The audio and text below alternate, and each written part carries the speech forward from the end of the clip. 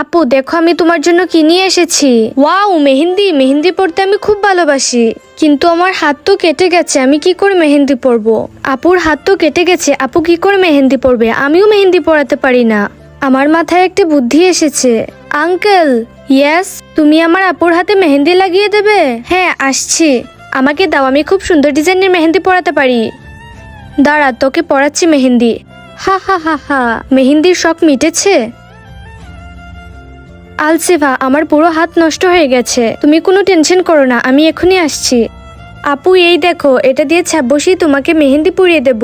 দাঁড়াও, তোমার হাতের উপর আগে এটা লাগিয়ে দিই। হাতে এখন মেহেন্দি লাগাতে হবে। এখন এটা শুকানোর জন্য অপেক্ষা করতে হবে। এখন এই ছাপটাকে তুলে দিই। ওয়াও, মেহেন্দিটা দেখতে অনেক সুন্দর হয়েছে। আমি তো জানতামই না এভাবেও মেহেন্দি পরা যায়। Thank you very much.